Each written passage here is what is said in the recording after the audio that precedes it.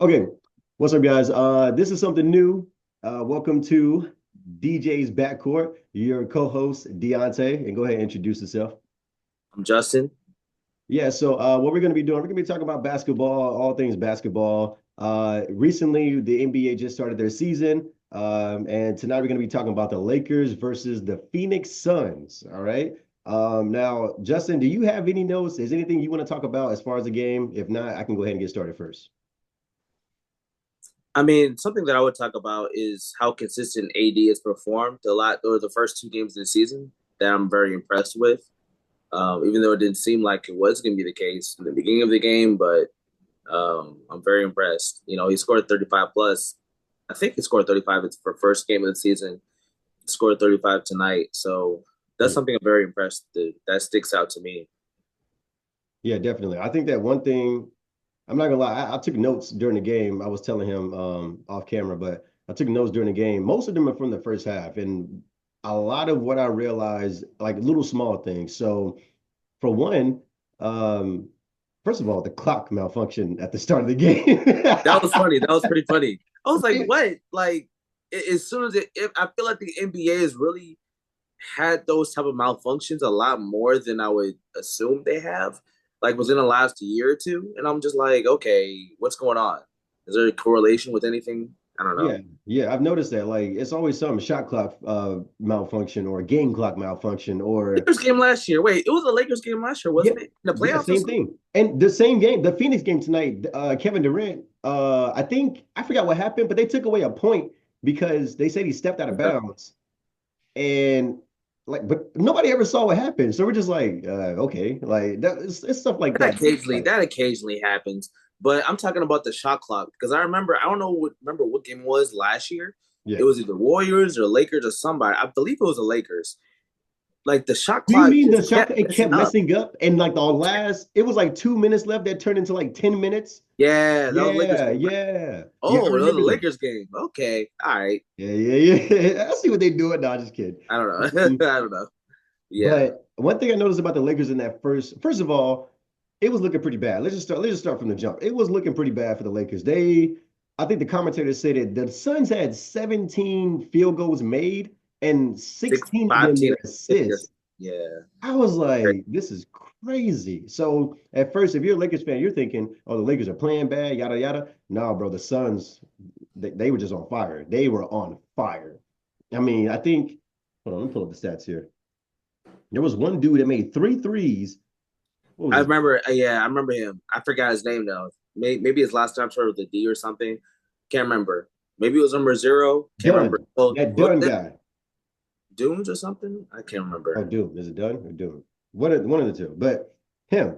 I don't know his name. I don't actually know who he is. But yeah, so he was 3 out of 5 from the three. But I think he had three threes like the first half of Three first threes quarter. in a row. He was three in a row. He was three for three, and then he missed Yeah. one. I was like, oh no, people doing that, it's over. And then Kevin Durant, it's Kevin Durant. I looked up at the end of the game, he was like 10 or Yeah, 15 with like 30 points. I'm like, that's Kevin Durant. Hey, that's Kevin hey, Durant. that's Kevin Durant. It was like a very quiet 30. I'm like, okay, all right. Yeah. But the Yeah. Lakers at the beginning, I liked how Rui Hachimura was like aggressive in that first Yeah. half. He was aggressive. I like how they're using him. First of all, he's starting. Yes, Um, I like how they're using them too. I'm not gonna lie and to I you. like how they're using, like you mentioned this in the opening game, Jackson Hayes. I feel Yeah. like they actually find spots for him. They don't just say, "Oh, we need a big out there, so just go out there." They actually develop plays for him. And like there was a play, I think it was by Rui Hachimura, towards the end of the game or the fourth quarter where he kind of lost it and he found Jackson Hayes for a dunk or something like that. But little stuff like that, like utilizing the players you have in the Yep. moments you need them. I remember that. Um, Yeah, okay. One I thing I think noticed in that first half too, the Lakers were no, the Suns were getting a lot of extra looks. I'm talking about like pick and roll with Nurkic and KD, and then they'll dump it off to Bradley Beal, and then kick it over to Devin Booker, like the extra pass. And the Lakers just weren't doing they weren't that. ready. Like, They it weren't was ready. like pick and roll, one pass shoot, AD ISO shoot, Austin Reeves ISO drive to the lane. It was stuff like that. Um, They weren't playing as cohesive as they were the first game because I'm talking about the Lakers because they weren't playing with energy. They were slow, and I texted you this. They looked like they were playing in slow motion. yeah, The 80s body language wasn't good. It just seemed like everything was just slow. And you had texted me that the Lakers typically do play slow. Yeah, Okay, yeah. But what I saw in the second half and really the second quarter was energy, was effort. Austin Reeves kind of was a spark plug for them in the second quarter. And to be honest with you, when I looked at AD's stat line in any game, I was surprised because like, oh, it's not he had 35. I thought he had like 20 something. exactly, Because exactly. it looked, hey, you can't, I can't doubt it because I'm like, okay, the things before the season was can AD sustain, being the hub of the offense, but also being able to produce. Hmm. And after the first game, that was a question. Okay, can you consistently do this? It's been 2 games in a row. Okay, first 2 games of the season, he's setting the tone. So, and I believe also the Lakers.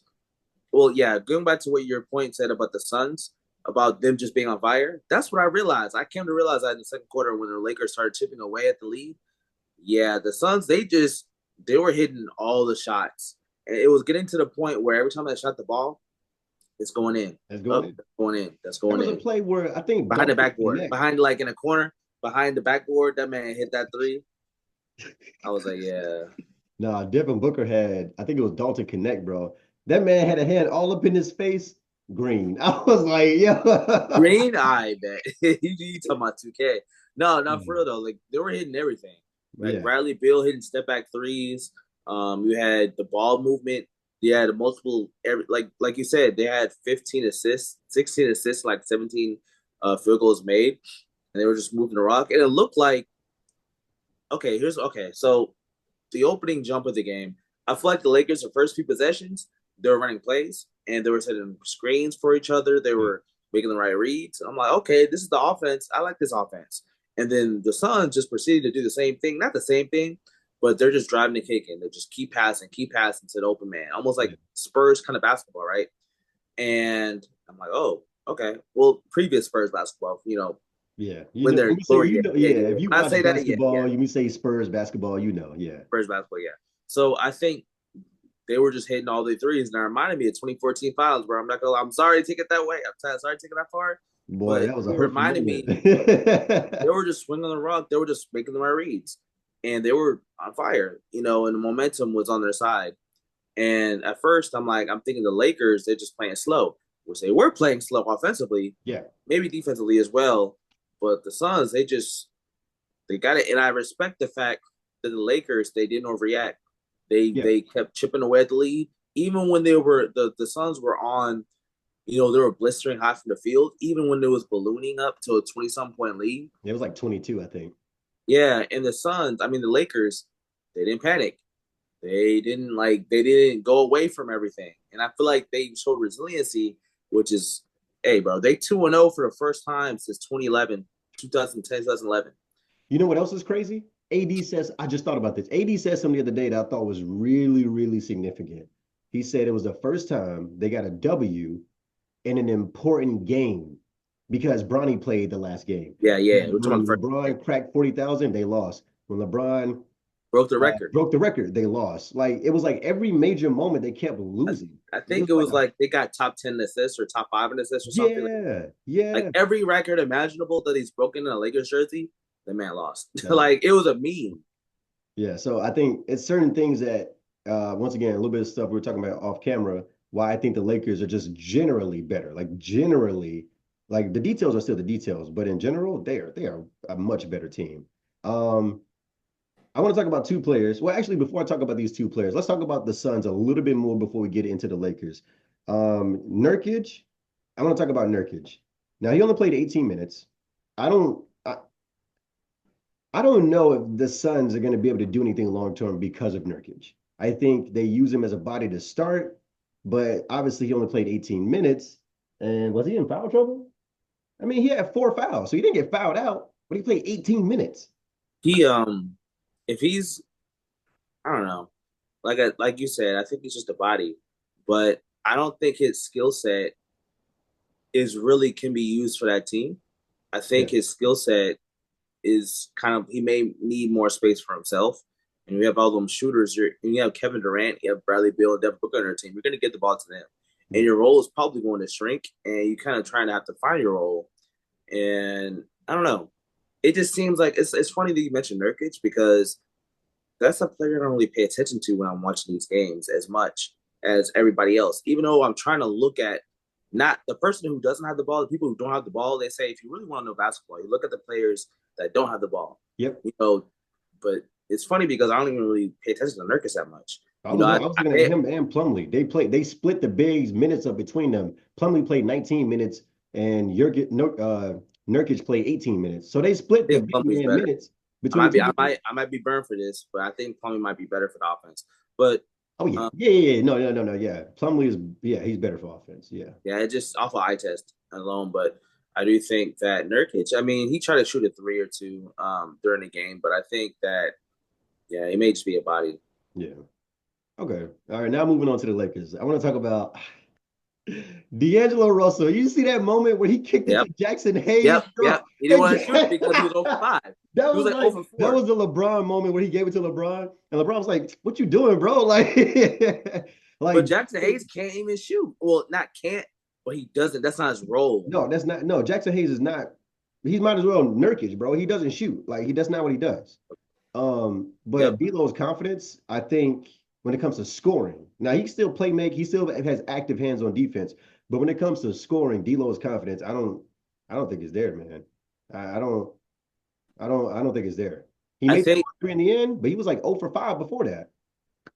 That might be a factor because a lot of these NBA players, well, not NBA players, just in basketball in general, bro, when you're missing, your confidence is at a low. Or maybe if your confidence is low, you're prone to miss a lot of other shots. I think that with D'Lo, he may just not want to mess things up in the offense. Maybe he respects the system so much that he doesn't want to mess it up, or maybe he doesn't want to clog it out. Yeah. Maybe he's recovering from what happened last year. With everything that happened last year, him wanting to be more of a team-oriented player. So if he's missing, he's going to be more passive as a result. And he said in the Lakers media day interview that he actually apologized to Lakers fans, and he said that he wasn't essentially as a team-oriented as he could have been last season. Like he wasn't as like professional and things like that. Professional, yeah. So I think maybe that has something to do with it, but it's weird because I think his creating his own shot and getting his own shot, that may be one thing. Like you said, like playmaking, whenever he's passing the ball to somebody, he's jumping up with them. He's throwing a lob, he's jumping up with them. And he has, like I said, the active hands on defense. I've noticed. I'm like, he has active hands. Yeah, that's where I'm talking about the effort. And the whole team, they all of a sudden, their defensive attributes just suddenly went up +2 or 3 or 5 or something like that. I don't know, but when he started doing that, first of all, him and Austin Reeves, that man was forcing some turnovers, and that man was going crazy at first. So I was like, okay.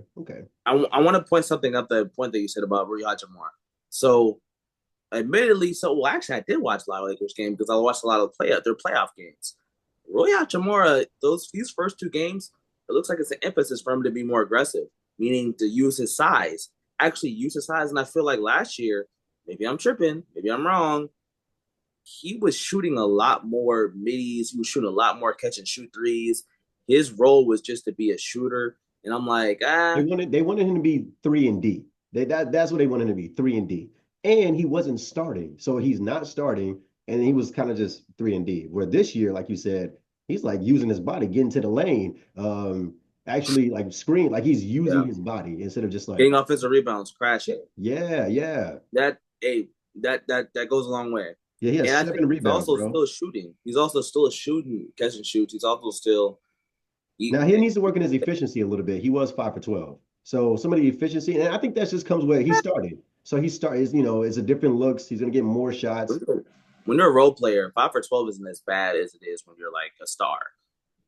It's not. It's not as bad, honestly. He did have his plus minus was 0. I will say, I mean, he made a pivotal play. Yeah, he did. Jackson Hayes that you mentioned earlier, and those can be momentum swing plays to where if he didn't make that play, then the Suns were knocking on the door. Yep. Now, go ahead. No, that was it. Now let's talk about the king. All right, let's talk about the king, LeBron James. So he scored 21 points, and this is one of those games where it's like, he didn't have to score 25 to 30 for them to win. Like Last game too. First Yeah, game yeah. and the second This, game. That's impressive. this, Like the yeah. Lakers, they're doing this by committee. They're Yep. playing team basketball. When they're at their best, at least these first two games, they're playing team basketball. They're passing. They're utilizing LeBron as a Swiss Army knife. They're Hmm. not utilizing him as like the main thing, like the whole offense. And he was efficient It is because of just the that. offense. He was 7 to 13 and had 8 assists. I was like, oh yeah, and one turnover, Yes. like just Hey, pure bro. efficient. It's the same thing. Well, not the same thing. I'm not saying it's the exact same thing way he played, but at the Olympics, he was a Swiss Army knife. Yep. Maybe The that. Lakers, he's Hey, kind of a Swiss Army knife. maybe they took some of that and You they never probably did. know. Hey, maybe they did. But I'll say this: LeBron James, he can do everything on the court. Literally, just make him do whatever you need him to do, but do it less of it to where it's more effective for his teammates that they can get off. They can do other things as well. But if you're revolving the offense around Anthony Davis, well, even this thing, their actions, everybody's moving, everybody's passing the ball. Someone bringing the ball up the court, they pass it right to somebody and they do a dribble handoff or et cetera, et cetera. Like there's so many things going on that just gets the ball in everybody's hands so Yeah, they're in rhythm. yeah, because If I noticed in these first two games, the first half, LeBron is not like Yep, it's not heavy in the aggressive. offense. He's like he's the screen man, or he'll get the extra, A pass. lot But of screens too. scoring, That he is number. not scoring in the first half. Like he's not doing it. In the second half, that's when he kind of turns it up a little bit. I think both the threes he made were in the second half. Third quarter, I think, or maybe a fourth. I can't remember, but it was. Hey, it was that I was looking at he had a couple of threes in a row, maybe, or maybe one or two um in a third quarter in a stretch. But I was like, oh snap, there go LeBron. Yeah. Yeah. And I think it's really telling just like who LeBron is as a person. Like you said, that man can do everything. And all you need to do is say, hey, I just need you to do, instead of saying, I need you to do all five things, you can just be like, I just need you to do two things. And then it can help reduce some of that load off of him. But speaking of LeBron James, there was a stat at the beginning of the game, which I thought was really, really interesting. Him and Kevin Durant had the most combined points in head-to-head matchups with over 69,000. 69,000. I said, yo, wait a minute. So you mean to tell me all the times Magic and Bird and I mean even Tim Duncan and Shaq, like, dang, like even Curry and LeBron, like I was like, dang, 69. Curry, for some reason, he has less points than people you would think because he had such a meteoric run, meteoric rise, and Yeah. he's just been consistent since then. We have to realize, like, they had that stat after that. They were talking about Russell Westbrook scored 25,000, James Harden has 25,000 points in the league. And Oh, this it was Curry was always yeah, because it was talking about how they're all used to be in the OKC Thunder, which that's crazy. crazy. That three of the top four active, like the highest total points, they're active players. It's crazy. They were on the OKC Thunder. Like that, if that don't tell you that team could have really been something, that might actually be the biggest what if in NBA history. People say it's D Rose and the injury, or I don't know, some other draft pick that got hurt or something like that. Like, no, it's the OKC Thunder because three of the top four, like highest total points, like of active players, three of them were on the OKC Thunder, bro. Like, nah, bro. That's the biggest what if in NBA history. Yeah. So, and that's impressive. I think that as far as the head-to-head matchup thing, I think with Curry and LeBron, that would be probably number two behind LeBron and Durant. Well, no, because it would technically be, I don't know, but either way, I think that that was impressive, 69,000 points, and they were showing a whole bunch of stats. They were talking about how KD and LeBron has okay, how many MVPs they have, how many All Star games, how many. I'm like, bro, they just do it. They literally just did that an excuse to just hype up LeBron low key, like really because he's so much. He has so many, like he has so much better of a resume than KD. It's not even funny. It's Like when not. you compare the Yeah. two. LeBron's resume, I mean, when you really think about it, there's only what Only two. Only two. two, three at best Three, two or resumes three that at can. best. Yeah, two or three at best I can compare. Like maybe Tim Duncan, but I would say Jordan. I would say Kareem. I would say Jordan Maybe Kareem is the first two. After that, because think about this, you got eight straight finals. You got four Yeah, finals it's MVP. only You got those the two. most points Right. all time. You're top 10 in assists. You like when it comes to just sheer Yeah. resume, like And if we're talking about like awards, even if we're just talking about awards they won, yeah, it's only two of them. And maybe like Tim Duncan may be up there because of all defense, all NBA defense, all defensive team. You got a lot of those too. yeah, defensive teams. Five chips. He almost was 6-0. His finals appearances, um, perennial All Star, all defensive teams. If I already said that, All Star teams. Um, longevity as well. Yep. It will Real be quick, somewhere in the stratosphere, but it wouldn't be up there. real quick. I want to go back to the game because I do want to talk about how, yeah, JJ Redick is making a difference. Yep, JJ Redick is making a difference. I immediate. noticed Dalton Connect. They used him in the right part of the game, but they didn't overuse him. Spark. It was a spark, It was a and he spark. didn't do Yes, too yes. much. He was confident. They I used mean, him pulled when up they in needed. KD's face. Like that makes sense. He Hey, literally bro, sat that there with the man, that ball. he don't care. He don't Yeah, I care, was bro. like, He don't care. Hey, ain't no fear in that dude. He yeah, don't care, and he up for the moment.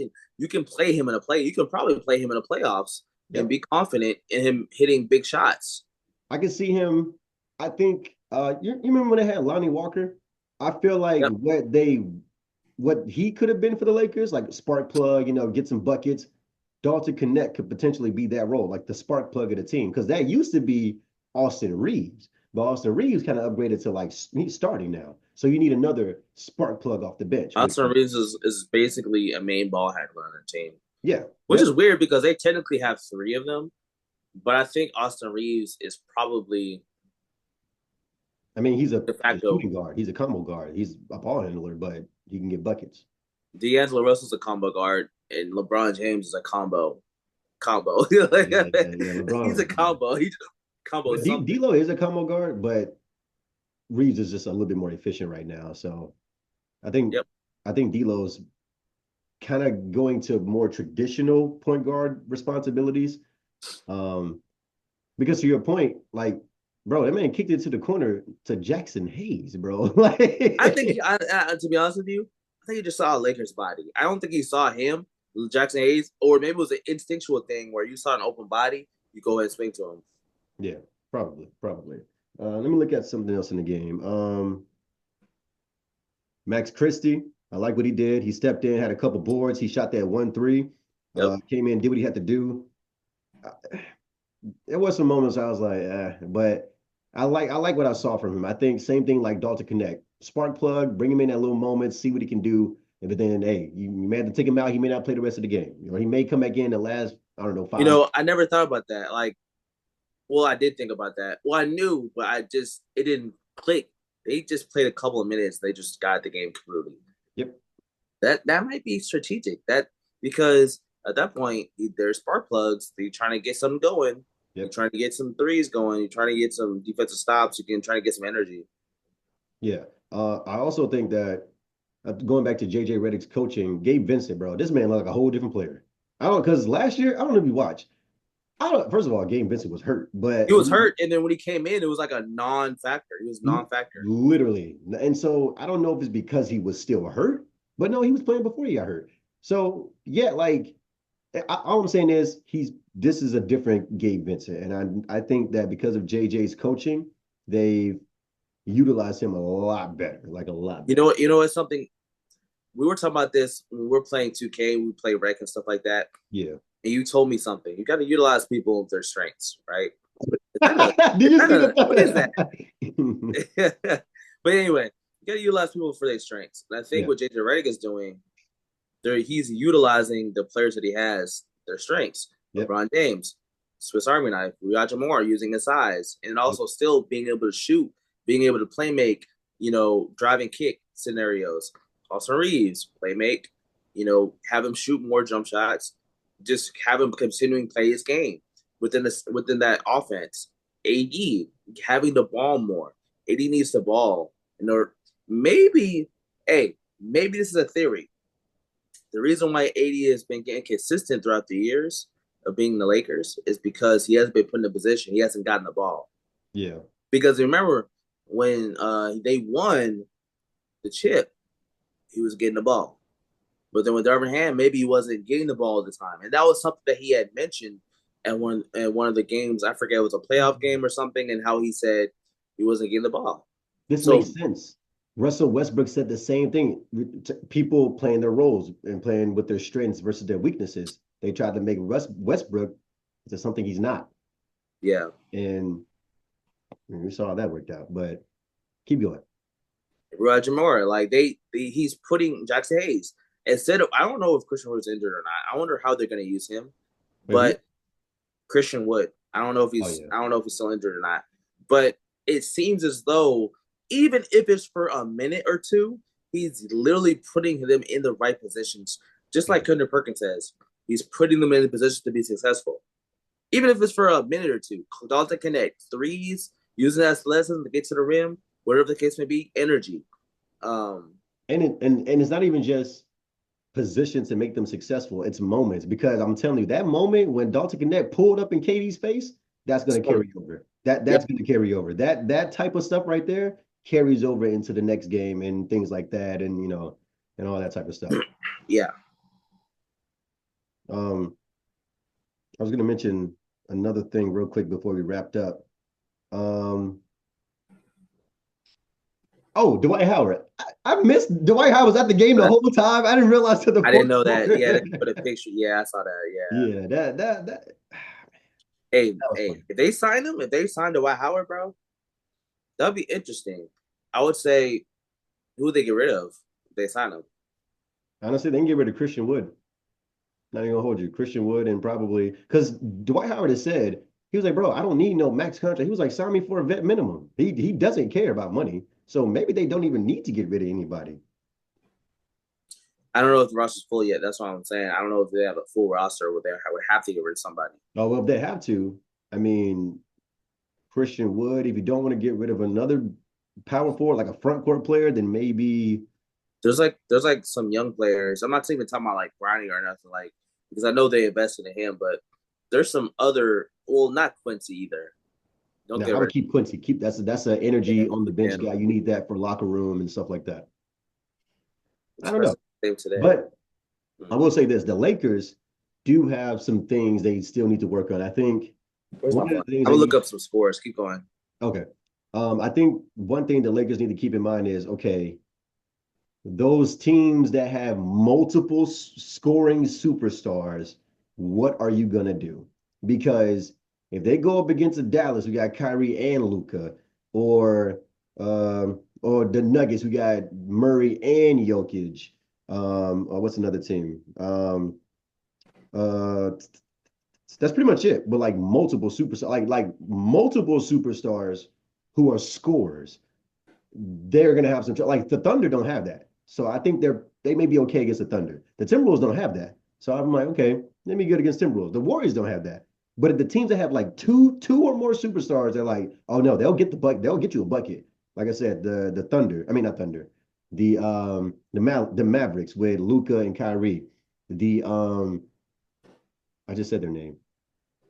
Hold on. Oh, the Phoenix Suns, like they play tonight. Like those teams, they're gonna struggle. They're gonna struggle. Like if those guys get hot, I can see now because the rotations in the first half. That's exactly what happened. Multiple superstars got hot and they had to pick their poison and they couldn't rotate. They couldn't rotate.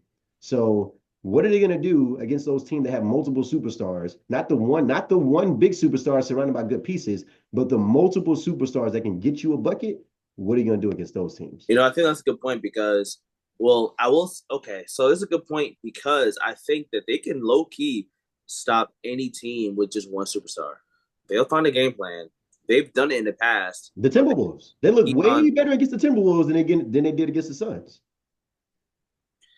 Don't And have also, one superstar. Nuggets, they struggled against the Nuggets because Jamal Murray was a superstar against them. And then Hmm. also the years prior to that, the Warriors they fared well because of course size, but then also it's Curry and nobody like Clay's not like a superstar. He's more of a complimentary star, right? Yeah. Jordan Poole isn't really a superstar.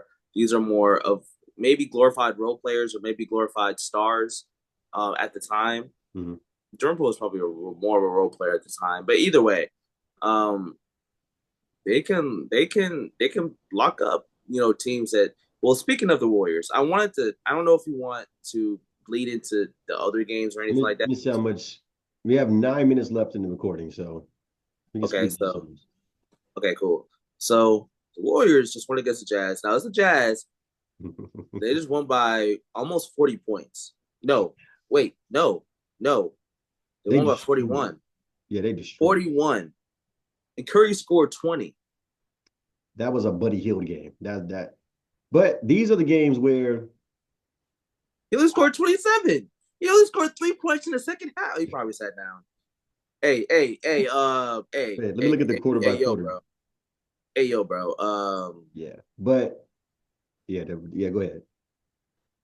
I might need to look at the quarter by quarter stats, but hey, bro, that's a team win, and that's kind of scary. I'm not gonna lie, they haven't lost a game this year, like period, preseason or regular season. It's yes, but when I look at box score and I look at other things, I look at some of the context, right? Like this is a game where I'm like, if you're talking about the win-loss column, great, they got the dub, right? But if you're talking about long term, I don't know what this really means because when I look at the box score, right, and context is everything, watching the game itself. But Curry Mm-hmm. was 7 for 20, 4 of 13. You had Wiggins, 3 of 10. I mean, And they're still about 41. I mean, yeah. It's the Jazz, though. It's the Jazz. And But Buddy if you Hield want to get, also had seven threes. So if you're gonna tell me, is Buddy Hield gonna make, let's say, 5 threes? Like in the moment, like when we get 41, down the stretch, let's say it's 2 months left in the season and they're in the sixth spot. They're trying to fight to not drop to the play-in spot. Like, you know what I mean? Like, they're playing like this, Deontay. because we They're not going to be 6 seed. They're going to be a top 5 seed, like I said. Hey. Remember that? Hey. It was like a test run podcast. But I yeah. told this dude they could be a top 5 seed. I And told I will to your credit, I mean, to your point, or maybe not being too hype off of things, the Warriors tend to have good starts to the season. they do. Never They do. know. Never know what's gonna happen in the middle of the season. Like I remember last year, they started off like 4-2, 4-0 or something. Mm-hmm. But the only reason why I'm saying this is because of the preseason leading into this. That's the only reason why I'm not saying I'm high on them, but I know they're a better team. Yeah. Just I couldn't watch that game because I was watching the Laker game, but I know for a fact that the Warriors and the Lakers are better, and I'm kind of having my eyebrows up because I'm like, okay, And the only reason why I didn't see the Warriors as a top 5 seed is because I just think like might better. the other teams are going to be that much better. Like that's the thing. I don't think the Warriors aren't good enough. It's just once again, I'm thinking about the Timberwolves and I'm thinking about the Nuggets and I'm thinking about the Thunder and then I'm thinking about let's just say the Nuggets, Lakers. we have to keep our eyes on the Nuggets. Let's keep our eyes on our Nuggets and see what happens. Because Yeah, I saw that Thunder. quote about what Jokic said about their shooting. That Yeah, they're streaky, they're not that good shooting. But I will say this: the Warriors also have a knack of having synergy, and they tend to do better with not less, but they kind of do. They don't have these before KD. They had strength in numbers. yep. They had after KD when they won a chip in 2022. Like if you look at the names on paper, it's like okay, well, not like it's not It's not the jumping off names and the the page. superstars. It's It's the not it's the jumping off the team. page. And you would think like, how would they do so good in that situation? So the West probably wasn't as good as it is now, but at the Mm, same time, they if when they're good, when the Warriors are good, they're I don't know if it matters about the other teams as much because they're just that good I mean, but when they're I think hitting. it does though because they lost against the Lakers twice, and they looked like a better team in at least one of those No, series. no, they weren't. They weren't hitting those years. They were in 2022. I'm talking about specific years Okay, when okay. they have synergy to where they don't need like a whole bunch of superstars to win games. They Yeah. win based off of their play style, their IQ, and their team play. I And just I want to see think them beat, like, I want to see them beat credible team like the Lakers. I didn't, when they beat the yep, Timberwolves, I was like, okay, let's see what happens against the Suns. Okay, they beat the Suns. I want to see yep, that from the Warriors. Like, you beat the Jazz, bro. Like, let's they see you beat go Jazz beat, Portland. Yep, you like, won the games you were supposed to win. yeah, you win the game you're supposed to win, but go beat the Phoenix Suns. Go beat the Grizzlies. And like somebody. Go beat somebody. And then I can be Who's like, their next game? Who's the Warriors' next game? let me see. Better not be the Grizzlies, bro. The Clippers. Okay. That now they beat the Clippers. No, it's not without Kawhi though. I don't know how to feel. But they're not the Jazz. like they're not the Utah Jazz, bro. They still Who do you have take right James now? The Harden. Clippers with They no still Kawhi have or the Utah pieces. Jazz? Huh? Who do you take right now? The Clippers without Kawhi or the Utah Jazz? I'm taking the Clippers, bro. They almost beat the Suns the other day. The Suns almost lost against the Clippers. Now that It's could be true. telling at the Suns, but I'm just saying, like, you beat the Clippers, it says something. It says something. Like the Jazz, bro. And that's just me. That's just my personal opinion. Like for me to be like, oh yeah, you can be a top 5 seed. You got to go beat somebody because that's gonna tell me down the stretch you can do that again, or you at least have, I yeah, do think there's validity to that. Hey, it's on the table. It's still on the table whether or not these teams are going to be, the Warriors and the Lakers. Are they going to be consistent? The Lakers, though, they look like they just made a 180. I'm not gonna lie to you. Their yeah, culture seemed to change. And I think their mindsets overall changed. I think when JJ Redick was telling them to shoot a lot of threes, I think it goes along with their mindset yep, playing basketball. Because when he threes off, they're not just jacking up threes, they're just being more aggressive in the looks they do have, and they're also crashing, giving more effort defensively, and they're more poised. They seem more poised. Like when things are going wrong, they're not just giving up. They're not just looking at each other like, "Oh, what are you doing?" Or, "Oh, you were supposed to miss that. You missed a rotation or whatever." yeah. They're kind of just I see a lot less of LeBron going. like, yeah. But I mean, it's the beginning of the season, but LeBron does that, he and I'm does like, that. Yeah, "Oh, he like, oh man. you're not doing that as much." Okay, LeBron. Okay, I like Like I that. swear, any slight thing that, and I think that just comes with getting older. You just get more frustrated at things. Like every 2 seconds, he's just like, Yeah. but okay. Um, we are about to wrap up this podcast. If anybody that's watching, we are going to be uploading these as much as possible. We're going to be covering a lot of things NBA related, whether that's games or any like trades that may happen when it comes to that time of the year. So just be on the lookout, guys, and thank you guys for tuning in. Justin, anything you want to say before we head out? Nah, it's everything. All right, we'll see you guys later. And once again, this is DJ's Backcourt. Thank y'all for coming.